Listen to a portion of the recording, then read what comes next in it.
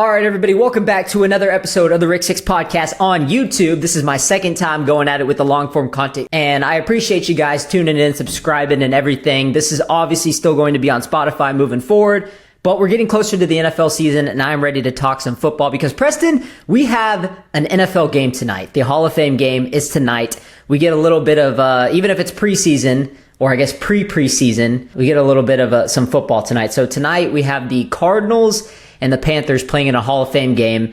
And the quarterbacks as of right now, as I was looking, are Carson Beck versus Andy Dalton. So that's how we're starting off the 2026. Rookie in the vet. Which I saw a thing, Preston, where it was saying that Carson Beck could be the first quarterback in history to throw the last pass in a college football season and throw the first pass in the NFL season. Because I think in the national championship, he threw a pick. That was like the last play of the game. That's what I was hearing. Preston, the Cardinals are supposed to be the worst team this year. It's either them or the Jets because they are rolling out either Carson Beck or Jacoby Brissett as their starting quarterback this year. Kyler Murray's out of town. It just feels like this team is trending towards 2027 and beyond. I think they're a team that are going to be picking in the top 5 in the draft next year. And college football, we know how stacked this next draft class is supposed to be. Arch Manning, who else? I'm thinking Dante Moore. I mean, this is going to be a stacked quarterback class. So somebody's going to try to get these quarterbacks. And I think the Jets are a team to watch out for being the worst in the league, and the Cardinals too. So I don't know who's going to start this year, Carson Beck, Jacoby Brissett, but I don't think I'm going to pick the Cardinals to win a lot of games this year. So we'll get a little bit of a taste of it tonight when they play in the Hall of Fame game. We'll see who ends up playing or not. Preston, how's everything been, man? It's been a couple, honestly, months since I've talked to you, man. Yeah, it's been a minute. Yeah, things have been good. Just, living life, playing a lot of basketball, enjoying my summer. I got to go back to California a little bit. Yeah, man. Congrats to you finishing 7th at USA's. We got to announce that on the pod. Are you kidding me? Yep. Wearing the USA track and field, man. Yeah, great experience. Just being in that environment was huge for me. I think that's my biggest takeaway. It's not the fact that I got 7th. It's not the fact that I was racing pros, having to understand what it takes to get there. And not only that, but for people that don't pay attention to track and field, tactical racing is a big thing in championship season. So basically what that means is not every race is going to be fast. Not every race is going to be honest. Some races start off really slow and end fast. Some races start off fast and end slow. It's just the way it goes. And there's a whole nother conversation about why that is, right? Why do people decide to race that way?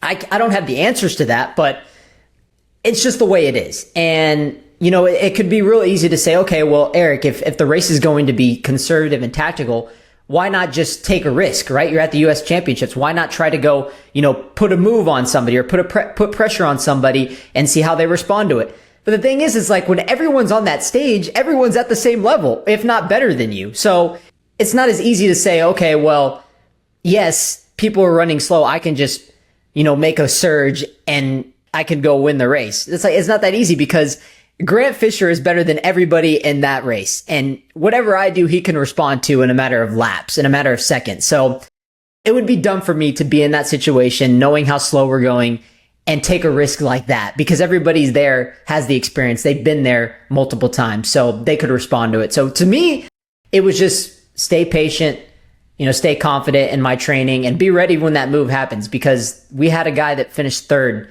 in the Olympics in that race. So everybody was kind of dictating what he was going to do and respond to that. And sure enough, with 10 laps to go, he took off. He dropped to 60 after we were running 80 seconds. And that's not easy after you've been running for 15 laps. And so you have to respond to it. You have to stay engaged. And I feel like I learned a lot about myself because championship races would happen a lot in conference championships and at the collegiate level. And those, Preston, would always eat me up, man. Like I'm telling you, like I would be in it and then just one move and I would be out of it. And it would just always get in my head. And I always hated it because I would only like just racing when it was honest because that was the way I was in college. It was like, if it's not honest, I can't do it. I can't be competitive. And so I think that kind of showed me working with Coach O for 2 years and being on the pro level now. It's like I've grown a lot as a runner in that aspect. So great experience. And yeah, well, hopefully somebody notices it moving forward. That's what I love about Coach O's training is he takes all of that into account, and just the data, all the data and testing that he does, prepares you more for those moments, rather than like a traditional coach who's just kind of going based off of like their process of what's worked for getting fast times in the past. Because fast times are great, but they're not always going to win you championships. They'll put you in the hunt. They'll put you in the mix. But you got to have, a certain threshold for all the other instances that could potentially come your way. Yeah, absolutely. And Coach O, like when he recruited us, he kind of felt more than just a coach, right? He kind of felt like somebody that we could lean on and be close with even after college. It's not like it was just somebody who was our coach. And I think that's important in a athlete coach relationship. I think you need that on the pro stage. Like he can't just be your coach. He's also got to be, kind of like your supporter and also kind of like your friend in a way, like I don't consider obviously Coach O's my coach. I treat him like my coach, but I consider him my family, like I consider him somebody who I can trust and I can talk to about things. And I think that's important on the pro stage. So that's all I got, man. That's my 2 cents. Super great season. Excited for things to come and stay tuned. Hopefully we get closer and closer to the pro contract, man. That's the big goal right now. So I'll keep you updated on that. Yeah, no, absolutely. Where those G's at, boy? Preston, man. You gotta be getting ready for football, man. This is that time of the year, right? Outside of the World Cup, July is just so dead, right? There's no sports going on. Like the NBA season's over, NHL's over, like baseball is cool, but at this point everybody's like, oh, the Dodgers are gonna beat everybody when it matters. So maybe a lot of people, and it could be heading for a lockout because the Dodgers just got Tariq Skubal. So it's like, are they even like, is anybody gonna beat them? Yeah, nah, bro. It's been rough, man. Gotten to the point where I've watched probably about like 12 movies in the past 2 weeks. Good problem to have, by the way. Like that's more movies than I probably watched like all of last year. Like I watched Troy, The Odyssey, and then that turned into Percy Jackson. Now we're watching all the Spider-Man movies, getting ready for the new Spider-Man movie. Yeah, like you said, good problem to have, but man, I need football. I need it. Yeah. No, I need it too. And training camp's been going on the last week or so. I think we're in day 6, day 7 or something. I think it might be day 7. I'll have to double check. But everything you need to know for NFL training camp could be provided to you. Schefter, Twitter, Ian Rappaport. You guys got to keep updated on this stuff because a lot is going on. We're not obviously going to get into everything, but did want to kind of get into some things. But first of all, I have to ask you, Preston, Chargers, obviously off the top, how we feeling going into the season, right? Mike McDaniel, new offensive coordinator, got to be feeling good about that. Justin Herbert's going to be a married man. I saw he just proposed. Got to be feeling pretty good. Yeah, feeling pretty good. But not going to lie, I've been watching these Mike McDaniel interviews, man. They keep on popping up on my timeline. I already listen, I'm hyped about Mike McDaniel. I think he's a great offensive mind. I think he's really going to help open the offense up for Herbert. I think he was just, head coach maybe was a little bit too much for him in Miami, and Tua, not as talented of a quarterback as Herbert. But I can already tell, man, if we start losing and our schedule the first half of the season is rough, his interviews are really going to piss me off. I already know. He's just got that ego and swagger. He reminds me a little bit of like if Tony Hinchcliffe was a football coach, that's Mike McDaniel. Yeah, look, I'm excited about him for Herbert because Herbert is so talented. I don't think there's a lot of more talented quarterbacks in the NFL. When you talk about just God-given ability to do the things, make the throws he makes, make the runs he makes. I don't think people understand like how good of a runner he's turned in the past few years. Like he's a dual threat now. Like it's not just his arm. He can do everything. And I think Mike McDaniel Not a good head coach, which is fine. I mean, some coordinators are just meant to be offensive-minded guys who can call plays, and I think he's going to do really good under Harbaugh. I think that the scheme is going to be really well. I think Herbert is going to be a guy that's going to go up there and put up a lot of numbers. Marion Hampton running the football. I like your guys' personnel a lot. I think it's going to be really good. The schedule's hard. Getting to the playoffs and adjusting, that's another conversation. But I think Mike McDaniel, you're at least getting somebody who you know is going to be a brilliant offensive mind, and I think that's good. I mean, he's a Shanahan guy, right? He came from San Francisco. Like, he's been around the whole different coaching stints everywhere, so I feel like he's going to be a guy that was meant to be a coordinator. But yeah, it's hard to ignore the I guess the what is it? The antics that he has. I mean, he's a goofy guy. He's kind of weird. He's a little bit more laid back. He's kind of like some people call him a crackhead. So like, there's a lot of weird things about Mike McDaniel. Dude's wearing like freaking rolled up pants and press conferences. He's saying weird things. Like, yeah, I understand that if it comes down to a point where you guys aren't winning games, like, it's gonna piss you off. I completely get it. Oh, dude, he's the cockiest, most egotistical nerd I've ever seen in my life. He's a nerd, bro. That's the perfect word to describe him. He is absolutely a nerd, man. We'll predict the Chargers and the Cowboys schedule on the last segment. But Preston, I wanted to get into one storyline real quick for this first segment about the Tampa Bay Buccaneers for training camp. Now, Baker Mayfield, I don't know if you saw, Preston, but they decided that they aren't going to pay him a long-term extension. This is going to be the last year of his contract, and Baker Mayfield wasn't too fond of that idea. This was Baker Mayfield's response after not reaching a contract agreement before the season starts. Pretty upfront and honest about my feelings about Tampa. It being home for now our family. We're raising kids here. We love it here. I wanted the deal done and set the deadline and told them it was going to be all ball after that. And I did mean that. And I don't know if they thought I was just going to take some of the offers that they gave, but I'm at the point of my career and understanding what I've brought to this franchise. One, I'm very, very thankful for the chance they gave me. Do not get me wrong on that. But I've also I really know what I've brought to this franchise, leadership-wise, and even play-wise. It's been some of the best years of my career, and I think it's only going to trend upwards, just being comfortable and feeling that. So disappointing in that regard to not have, to feel disrespected a little bit. And that's really the disappointing part, to feel undervalued after thinking you've earned it. This is not a poor me thing. There's a lot of other people that have it way worse off, but I can sit here and look at other quarterbacks and peers and evaluate myself based on that and put myself in certain categories that I deserve to be compensated for that.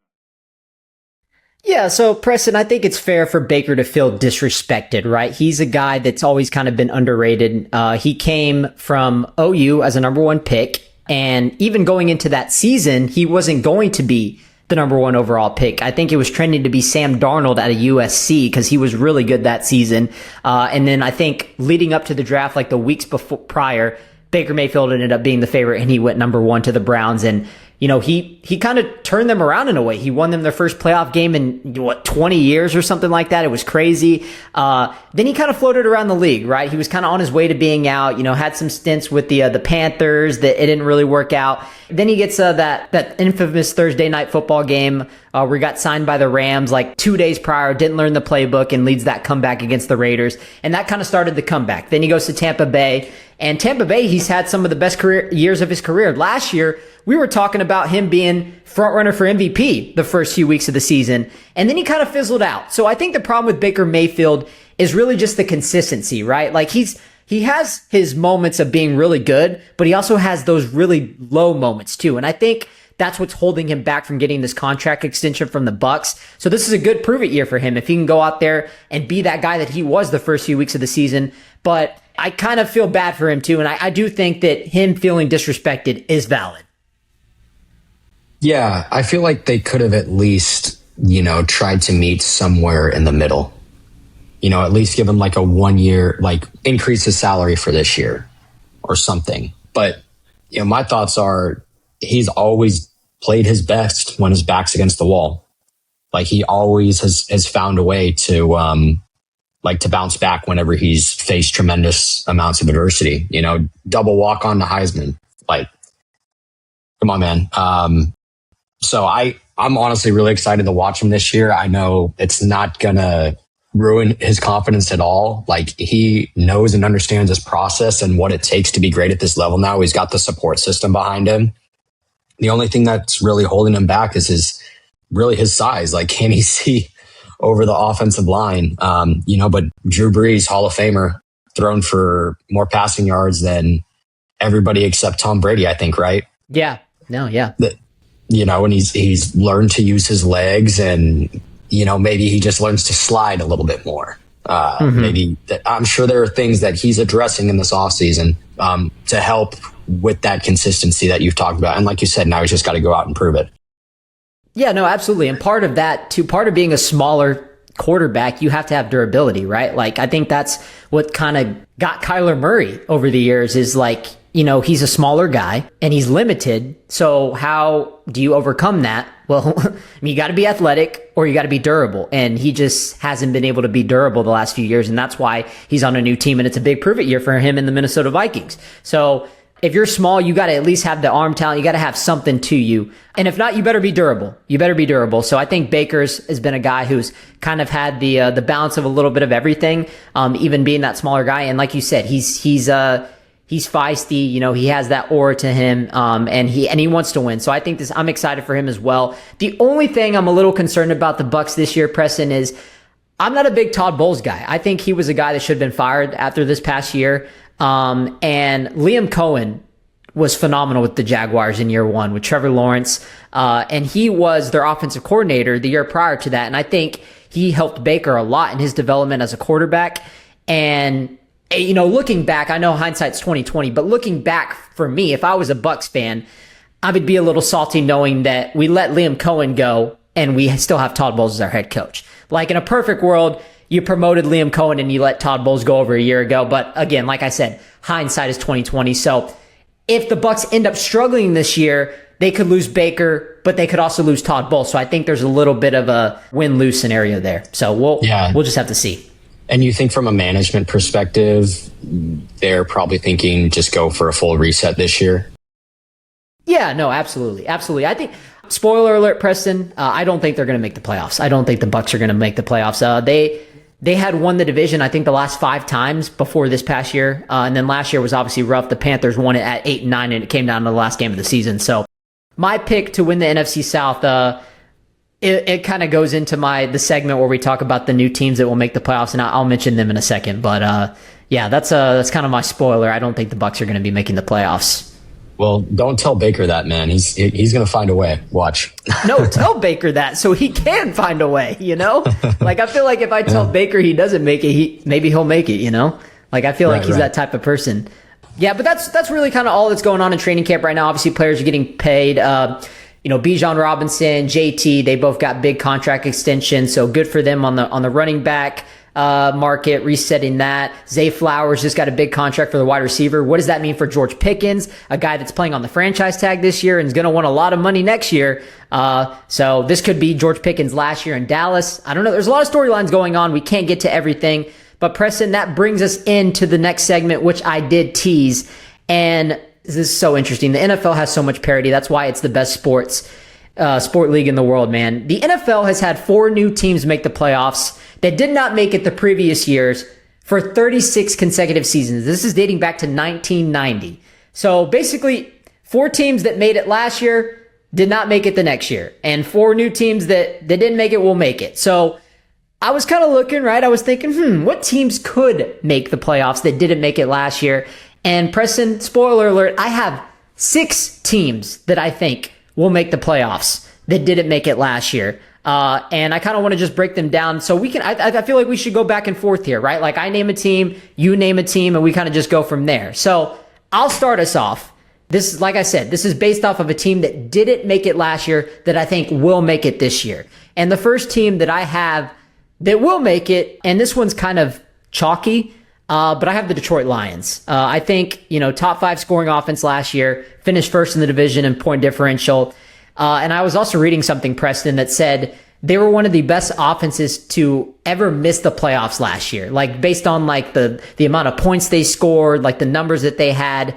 And this was despite losing Ben Johnson, right? And and Dan Campbell, we talked about this last year. We kind of saw his flaws as a head coach, right? Last year, whether it was at the end of the season, him going too much on fourth down and costing them games, right? Things like that, right? Like I just feel like he's, of course he's always been a good culture guy, but in the biggest moments, there were so many crucial games that they lost at the end of the year where, he went for it and it's just like, man, like you didn't need to do that. And if you hadn't have done that, you might have could have maybe two of those games go your way and you make the playoffs. So, I think this is a big year for Dan Campbell to kind of show himself as a true head coach without Ben Johnson. And I'm expecting a bounce back because of how good this offense is.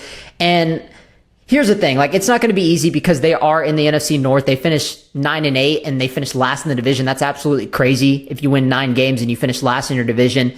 But one thing I do know, Preston, is Jared Goff has always been very consistent, right? Like you need a guy to do his job, manage the game, be efficient in a high-powered offense. That's Jared Goff for sure. Like there's some games last year where maybe you question his ability to put the team on his back, right, and carry the offense. He's not that type of quarterback, but he's always just been very good. And that's what I've respected about Jared Goff. You're always going to get a really good quarterback with Jared Goff. So I think they're still going to be really good offensively. The skill positions that they have, Jahmyr Gibbs, Penei Sewell, Jamison Williams, Sam Laporta coming back. They lose David Montgomery. They bring in a new offensive coordinator. So there's going to be some adjustments. And then there's questions in their defense, especially on the secondary. But Preston, they have the 6th easiest schedule this year. And I do think that a lot of the close games that they lost last year will turn into wins this year. So I have the Detroit Lions as my team that will make the playoffs that didn't last year. Yeah, a lot of good points. I agree with you. Dan Campbell with the 4th downs, that's something that he's going to have to figure it out. They were able to convert them with Ben Johnson, weren't able to convert them at as high of a rate without him. And then even with Ben Johnson, we saw it cost him in the playoffs. So, that is the most stacked division in football. But for some reason, right, you could be a stacked division one year and everybody has high hopes. And then all of a sudden, like everything just like falls apart the next year. Like we see it happen so often, right? Where we're like, oh, this division is going to be so good this year. And then they do terrible. And then another division, rises to the occasion.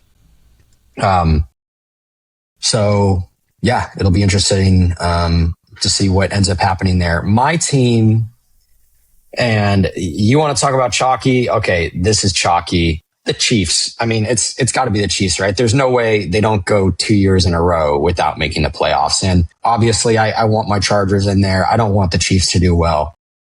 But if I was putting money on any team, it would be the Chiefs. Yeah, I mean, they have Patrick Mahomes. Maybe they get off to a little bit of a slow start with Mahomes coming back from the ACL injury, but dude, I don't know what they injected in that man's knee. I don't know if it's just the doctors, advanced doctors these years, Preston, but that man came back so much quicker than I expected him to. Like I thought, maybe he comes back like week 4, week 5. Dude, the dude's already at camp running around, spinning around. Dude, the learning curve with AI now, especially in the medical field and any science field, is going to be insane the next 3 or 4 years. You're really going to see it in sports because that's what we pay the most amount of attention to. But man, it's going to be crazy. Despite all the bad things surrounding AI, that's one thing that I'm very excited about. Yeah, well, as long as I keep my water, that's all I care about. Yeah. Facts. Yeah. Well, speaking of quarterbacks, Preston, that were injured last year and looking to bounce back, this brings up my next team that I think is going to make the playoffs. And again, it's also kind of chalky. It's in the AFC, the Baltimore Ravens. I mean, they missed the playoffs last year in absolutely catastrophic fashion with Tyler Luke missing that kick in week 18 against the Steelers. Gosh, man, I'm still mad about that because that lost me the pick'em game by 1 game, by the way. I remember. Yeah. Shannon's going to be laughing at that. But, Lamar Jackson had a tough year last year. Toughest year of his career, injury riddled, bad offensive line, horrible offensive line. And overall, they just had a historically bad start to the season. I mean, they started 1-5. Justin Matabuke, which is their leader on the defensive side, he went down in like week 2. Their secondary was abysmal the first few weeks of the season, which was weird because they have a lot of talent in that department. So it was very uncharacteristic. Especially a hardball squad that, their defense is always pretty good. And then they hit their stride, obviously. They had like a stretch, Preston, a 4-game stretch where they were holding their opponents to like under 15 points per game. And that saved their season. It kept them in the playoff hunt. And then, of course, it ended in that last game of the season against the Steelers. But, new era. Harbaugh's out. I think that divorce was, it was inevitable. And you bring in Jesse Mentors, who, Preston, you are very familiar with, rebuilding that Chargers defense. I know you're going to miss him. He's coming in as a first-year head coach with a really good personnel. You draft a guy like Vega Ione from Penn State, who kind of beef up the interior offensive line, which was bad last year. So it comes down to this, Preston. If Lamar Jackson is healthy, there's no way they don't make the playoffs. And it's as simple as that. Yeah, that's the biggest thing. He's got to stay healthy. And we're not even diving into the whole contract situation with him. Like, what's that going to look like? I think this is we just talked about a prove it year, for Baker Mayfield for the Buccaneers, but this is a prove it year for the Ravens with Lamar Jackson. Can they provide enough support to where he actually wants to stay in Baltimore in that division in the cold, where did you have any closing thoughts on the Ravens, or am I allowed to say my pick, my next one? No, go ahead, man. It's all you. I already said I already said what I needed to say. Same division. You've got the Cincinnati Bengals bouncing back. So, we got Joe Burrow, finally coming back, and the defense should be better. I mean, they were like dead last in the league last year. So if you just get them playing mediocre, I think in the games that he did play, they still put up like absurd numbers offensively. So if you can just keep Joe Burrow in the game and, keep him healthy, have his ball in the hands in the fourth quarter, you're going to win some games. And, you should be in a situation where you're competing for that division, no doubt. Absolutely. Joe Burrow and Lamar Jackson will be competing for this division. Preston, you think we could collectively agree that out of the teams we've named so far, right? Like the Ravens, the Lions, the Chiefs, and the Bengals, we can collectively agree that this is probably the riskiest pick for teams that, couldn't make it, right? Like, I feel like, because it's all dependent on Joe Burrow's health. Right? Yeah. They haven't made it the last 3 seasons. The last time that Joe Burrow was in a playoff game was 3 years ago. They were in the AFC Championship. They lost to Mahomes. Like, that's the last time this team has made the playoffs. It's felt weird that Joe Burrow's been out of the playoffs that long. Yeah. But no, I completely agree with you. And I think, as bad as their defense was last year, they made some moves. They traded for Dexter Lawrence from the Giants. That's, obviously going to be their anchor there on the defensive line. They signed Boye Mafe, Jonathan Allen, DJ Turner. If you guys don't know this name, cornerback for the Bengals. He was literally the only bright spot of their secondary last year.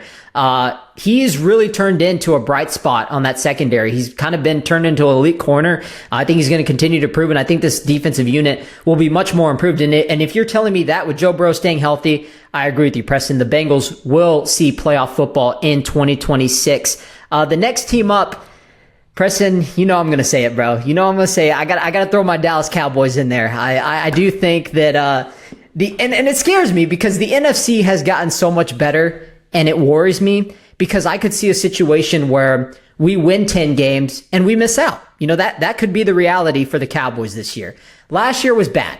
Our defense was historically bad. Dak Prescott played phenomenal, but it was too much of a burden for him to carry the load of the offense being that good and having to be on the field so often. Like, we got, sparks of greatness with him playing, and George Pickens, that connection, and Javonte Williams coming back.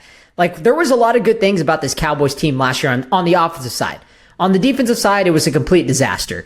And what did they do this offseason to help it out? Well, they drafted Caleb Downs. they bring in Christian Parker as a new defense coordinator. He was the Eagles' defensive backs coach. They drafted guys like Jayshon Barnum, Devin Moore. They signed Kobe Durant. Quinnen Williams now has a full year with this defense. And so, Preston, I might be drinking the Kool-Aid a little bit when I say this, but I really do think that if you can just give me a competent Cowboys defense, I'm not even saying it has to be great or good.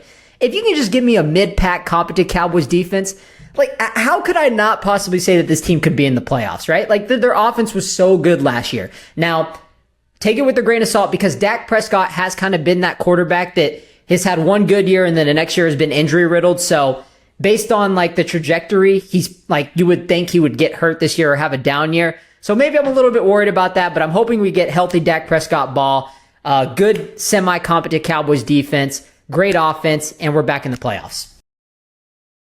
Yeah, you know what? Maybe AI does need to take away your guys' water out there. There's something in the water with Cowboys fans, man. They're always got the high hopes going into the season. You know, see me, I feel like Chargers fans and Cowboys fans, they should be at the same level by now. You know, it's been a long time since you guys have been relevant. And listen, I always come in with lower expectations, and then I'm happy when they exceed my expectations. But you guys just love to be heartbroken. But I'm not saying we're winning the Super Bowl, Preston. I'm just saying let's make the playoffs, man. Come on now. Hey, look, First Take and ESPN, those are the teams that are hyping us up and saying, oh, well, you know, the Cowboys could be Super Bowl contenders this year. I'm not saying that. I hate when people say that. I would rather them not talk about us at all. But that's not the way it is when you're America's team. But hey, I don't think it's much for me to say that the Cowboys should expect to make the playoffs. You know what? No, I'm actually with you. I had the Cowboys as the next team on my list too, but not for any of the reasons that you said. Simply because Dak Prescott is coming off of what ended up happening again? It wasn't a divorce. Oh, no, it wasn't a divorce. It was breaking off the engagement. Yeah. Yeah, they broke off. He broke off his engagement with his fiance or whatever the hell happened there. Did we even get the full story on that? I don't even remember the details. Apparently, the rumor was that like he tried to give her to get a prenup and she said no or something. I don't know. I don't. Oh man, but she also claimed that he was spotted with one of the Bachelorette girls, and that's why that they ended it. So I don't know. Rumors are rumors. Yeah, I mean, I'm sure she's gonna try and come up with something to save face or vice versa, whatever the situation is, right? He's going to have a chip on his shoulder. He's going to have a boulder on his shoulder. Come on now. There's no greater motivation in the world than, you know, getting your heart broken or having a relationship fall through. Like that comeback, it's always elite. I've never seen somebody, right, in that type of situation not come back and have like an insane year the next year. Fair enough. Well, might not be the same reason, but hey, we both got the Cowboys bouncing back and making the playoffs. So let's see what happens.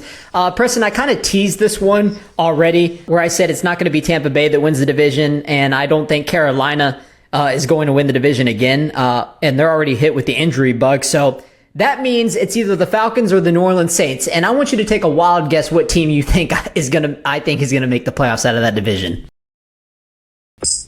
Not the Falcons, brother. Not the Falcons. I'll tell you that. Not the Falcons. It's going to be the New Orleans Saints. Look, man, this one's pretty obvious for me. And that kind of scares me because sometimes when you think something is so obvious, that means the exact opposite happens. But Tyler Shuck played extremely well for a rookie on a bad team last year. And Chris Olave, you know, he just got paid. Great for him. Well-deserved, especially for a guy that was coming out of Ohio State with a lot of expectations. And then the injuries just that he dealt with the concussions and everything. He just had so much bad luck. So last year he finally put it together. It was good to see. They added Travis Etienne from the Jags, which Preston, I don't know if you saw, but apparently he says the way to say his last name now is Travis Achan, not Travis Etienne, which I don't know if you saw that interview, but I thought that was kind of weird. So moving forward, I think the announcers are going to start calling Travis Etienne Travis Achan. I'm not going to. But I thought that was a little weird. Anyways, weird disclaimer. But the division was terrible last year. I mean, the Panthers were 8-9 and they won the division. And that's not even the craziest part. I got a jarring stat for you, Preston. Here you go. So the Carolina Panthers won the NFC South at 8-9, despite being outscored by 69 points during the regular season, being swept by the Saints, not having a single win over 3 points since October, not having a single win over 7 points since September, and the most jarring stat of them all, their last win as a betting favorite was September of 2021 when Sam Darnold was their quarterback. Defense, baby. That's all I got to say to that. That defense, though. That defense, though, bro. Good point. So, yes, that is my pick. I do think the Saints are going to win this division this year, and they're going to make the playoffs. And they didn't make it last year, obviously. Right. I've got the Panthers winning again. I think they take another step forward. They've got something to be excited about with that defense. Now can they just make some improvements on the offensive side of the ball?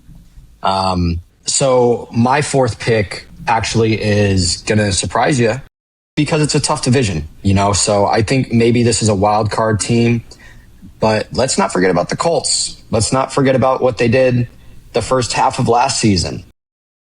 Can Daniel Jones stay healthy? I mean, come on. Shout out Phillip Rivers. Love Phillip Rivers. That's my guy. Always will be my guy. He hadn't played in 3 years. That's who they had as their starting quarterback the second half of the season.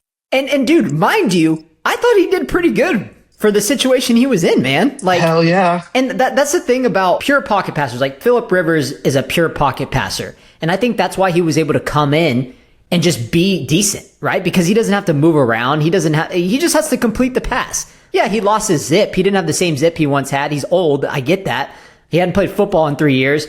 But, I mean, he didn't play bad. Like, if you were to bring somebody off the couch like Michael Vick, like, it wouldn't have worked out. But, like, Phillip Rivers, dude, all you got to do is throw the ball. Be an old man. Like, you got it. Like, if Joe Flacco can do it, why can't Phillip Rivers do it? Yeah, sorry, continue. True. I cut you off. No, that's it. Well, shoot. I mean, we all said 4 teams. I agreed with you on the Bengals, so that was my 5th team, and I did say 6 teams. So my 6th team was actually the Indianapolis Colts. I agree with you 100%. I guess one thing to kind of mention, they had so much bad luck last year in those last stretch of the season because they had their bye week in week 11, and they lost. Obviously, they lost out 7 games. But during that, like after that bye week, despite the fact that they collapsed and lost those 7 games, there were 16 games where the result of one of those could have helped them make the playoffs. 16 games across the league that had one of those gone their way, they would have got in. But all of them didn't go their way. Like literally all of them went the exact opposite way. And half of them were the underdogs beating the favorites. So it's just, like I said, it's just bad luck. It was a collapse. It was bad luck. I think you got Daniel Jones coming back, Jonathan Taylor running the football. I completely agree with you. I'm surprised. This was a wild card for me. I didn't think you were going to agree with me on this one. So I'm glad that you took the weight on the Indianapolis Colts. I'll be rooting for you, man, on that one.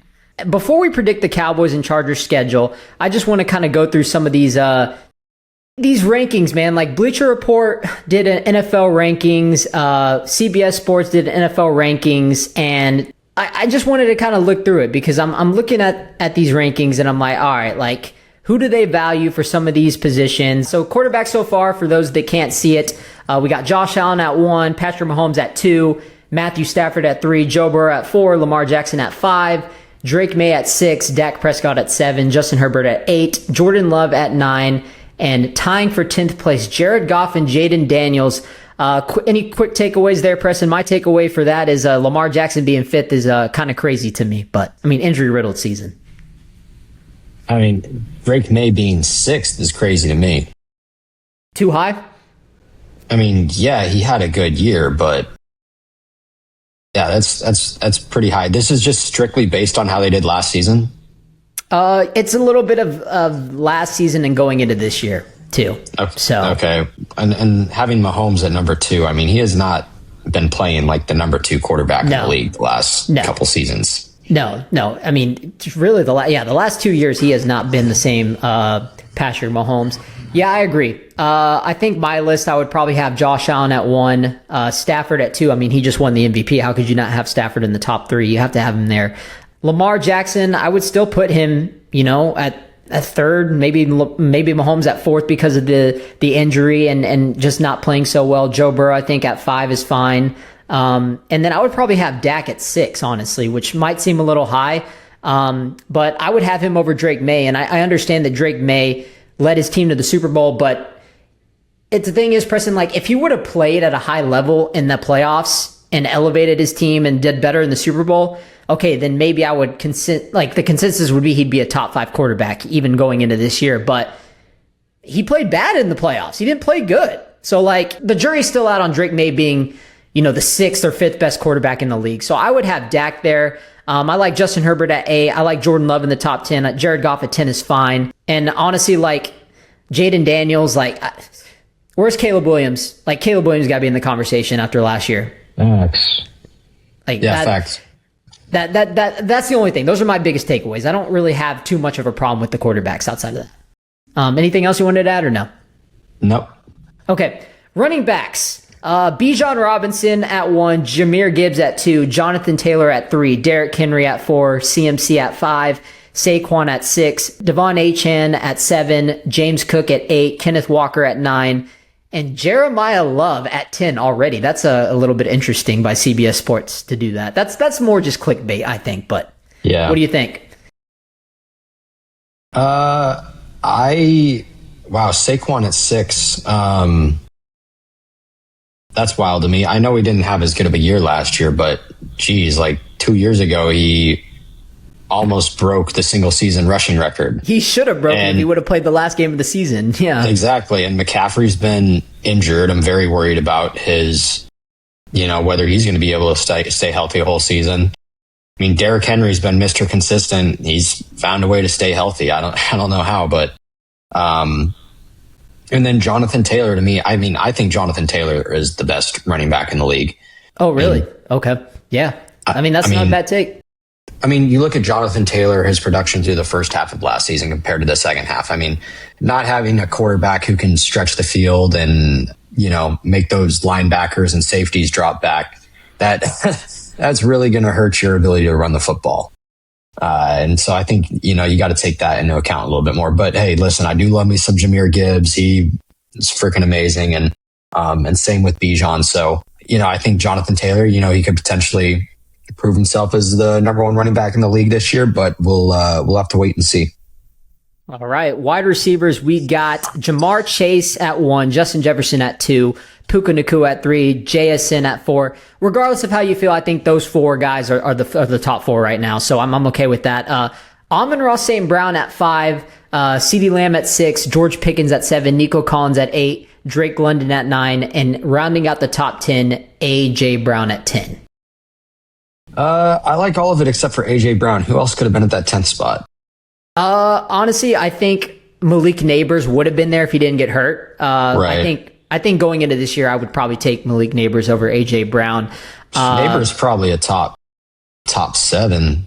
Yeah, wide receiver. He would have been a top 5 receiver last year if he didn't get hurt. No doubt about it. Preston, I'm not the biggest Amon-Ra St. Brown guy.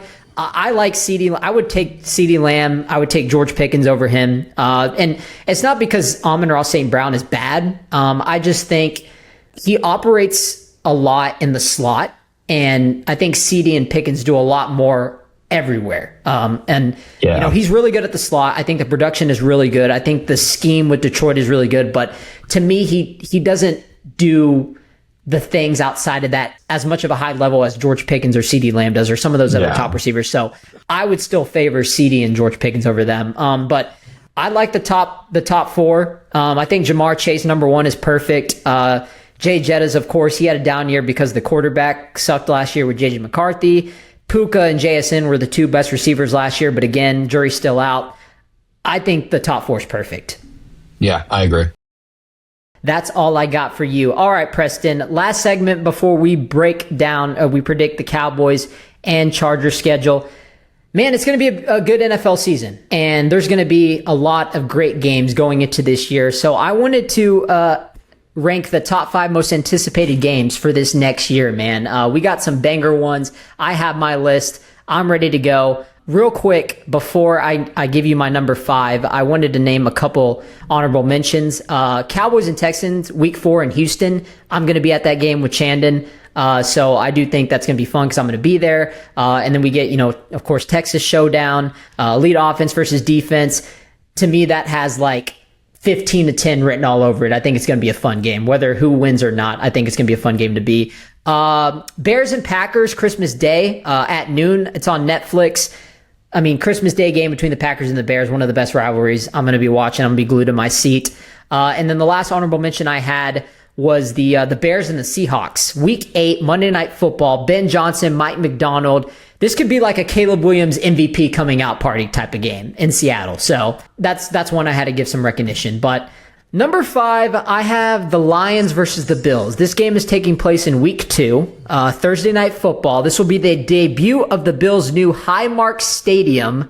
All I hope and pray is that Al Michaels does not ruin it for me and put me to sleep. Number 5. Yeah, I have that Packers and Bears game that you mentioned as an honorable mention on Christmas. I mean, shoot, that's going to be sick. 105-year-old rivalry, potential coming out party, like you said, for Caleb Williams. And I think both of those games are going to be really fun watches this year. I mean, they played each other 3 times last year, including the playoffs, and all 3 games were cinema. So yeah, we're going to probably get it again. Absolutely. My number 4, I have the Patriots and Seahawks. This is week 1, Preston. This one's obvious. I mean, Super Bowl rematch, NFL kickoff.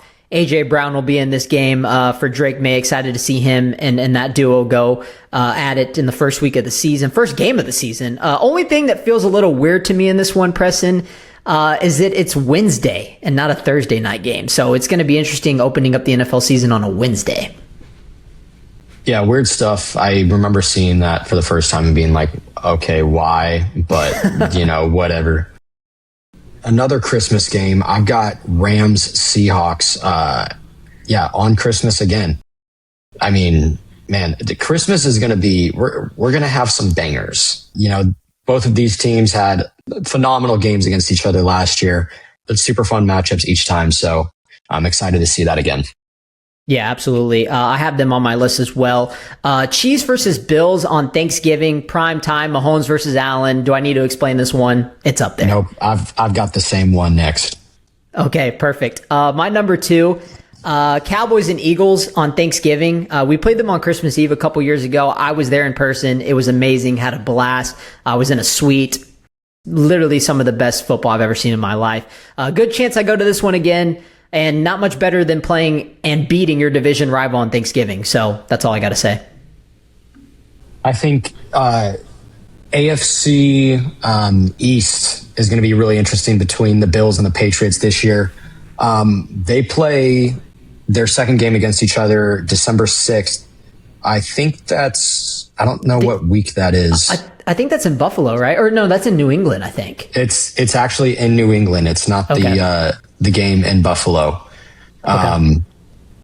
But yes, I have that one on here. Okay. My number 1, Preston, you already said it, Rams and Seahawks. This is my most anticipated game of the year. Christmas Day, primetime on Fox. This could literally be for the 1 seed. Like, I mean, can we think about that for a second? Christmas Day game between the Seahawks and the Rams, 2 of the top NFC teams last year, could be for the 1 seed. And I just imagine Kevin Burkhardt and Tom Brady geeking out for this one. So that's my number 1 most anticipated game of the year. Yep. I'm going with the Broncos and Chiefs week 1. I mean, I hate to say it. I mean, you're not going to like it, but come on. We got to get Patrick Mahomes. Patrick Mahomes is back. It's Patrick Mahomes. So how can Patrick Mahomes not be number 1? He's the greatest quarterback of all time. And what he does is just so special. He just walks into the arena and you just, you piss your pants. You're so excited to see him. Can you do me one quick favor, Preston, before we move on? Can you move over to the side of your camera and do your Chris Collinsworth slide in? I just want to see it. Chris Collinsworth slide in? Where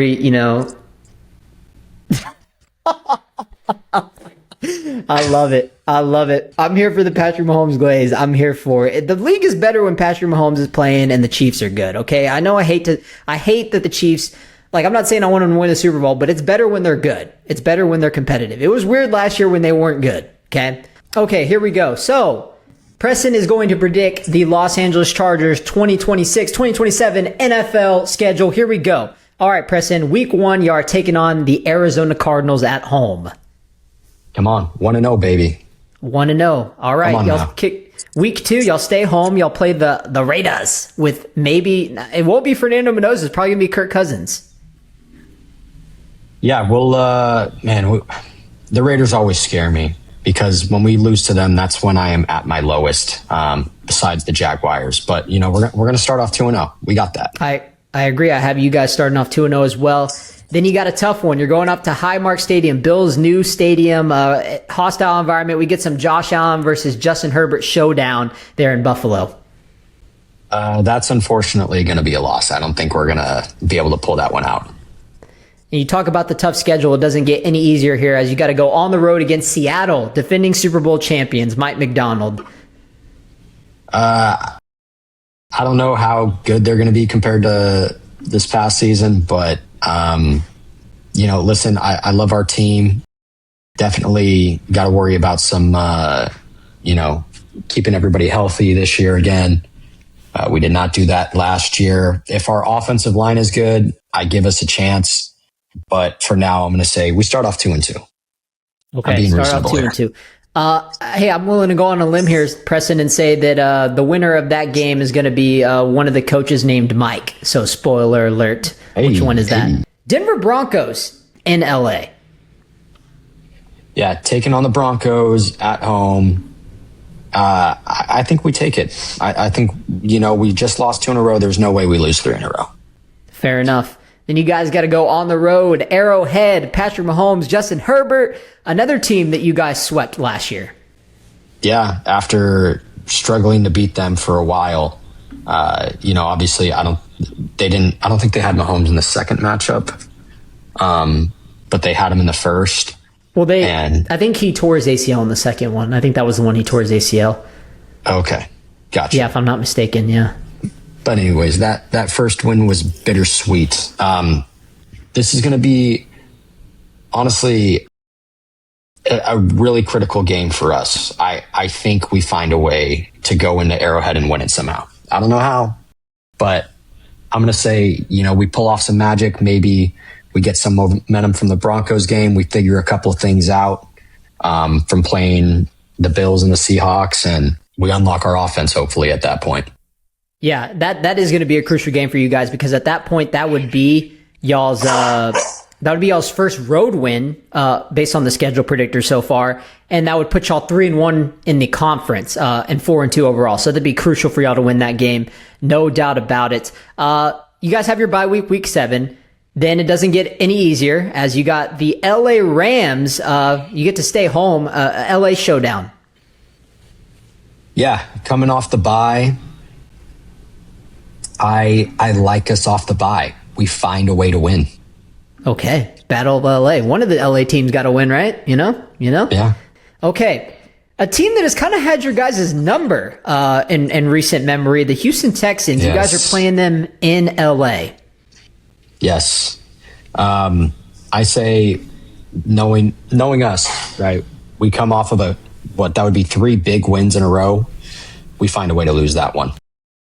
Okay. That defense is next level. Dude, we get some crazy good quarterback matchups for Justin Herbert. Josh Allen, Patrick Mahomes, Matthew Stafford. Now you got Lamar Jackson, Monday Night Football in Baltimore, week 10. Yeah, we smoked that one. We lose. Dang. Tough one. Yeah. Then you guys got home. I'm assuming you're going to bounce back against the Jets at home, week 11. Yep. Okay. There we go. Then you got some Drake May versus Justin Herbert in LA in week 12. Mm-hmm. I wonder what our record is. Let me look it up real quick. What's the Chargers? Against the Patriots? Yep. Record versus the Patriots in the 21st century. Probably not very good because Phillip Rivers would always play like crap against Tom Brady. I don't think I have a memory of us beating the Patriots. Like ever? Ever. Good point. Okay, so that I'm guessing that's your answer then? Well, let's see. This could be the year. All right, it's taking too long. It's taking too long to load. Yeah, I'm going to say it's our year. It's our year. We beat the Patriots. I don't think the Patriots are going to be as good this year. I think we figured them out a little bit. Yep. Well, it's not Drake the schedule May this year, Preston, which is the running joke right now. So There you go. That puts y'all at 7-4. Then you guys go on the road to play the Tampa Bay Buccaneers. Baker Mayfield, you might get him on a prove it night. What do you think? Baker Mayfield. No, we're gonna handle the Buccaneers for sure. You gonna handle the Buccaneers? All right, I agree with you. I'm not high on the Buccaneers this year, honestly, but I do love me some Baker Mayfield. All right, second matchup against the Raiders in Las Vegas. What's our record at this point? At this point, you guys are 8-4, 5-3 in the conference. Is Fernando Mendoza the quarterback at this point? Right. Yeah, if he is, I'm taking the Chargers for sure. Nice. All right, 9-4, looking good. That seems like a playoff team to me. This one would be interesting. Week 15, Thursday Night Football, short week. You're taking on the San Francisco 49ers, who at this point, right now, their whole team is injured. I don't know if you saw, Preston, but they have 20 players out in training camp, which is like 20% of their roster. It's absolutely crazy. And they're not a team that is known for being very healthy. They're either healthy or they're not. So it depends what 49ers team you get, I guess. Yeah, 49ers. I know they've been dealing with a ton of injuries, but you know what? I actually like us in this game too. Let's go ahead, chalk it up. Give it to the Chargers. So that right now puts y'all at 10-4. Then you guys go on the road, take on Malik Willis and the Miami Dolphins, who probably won't be very good this year. Yeah, we're going to win that one. Okay. Second showdown between the Kansas City Chiefs, this time in LA. They get y'all this time? They get y'all the second matchup?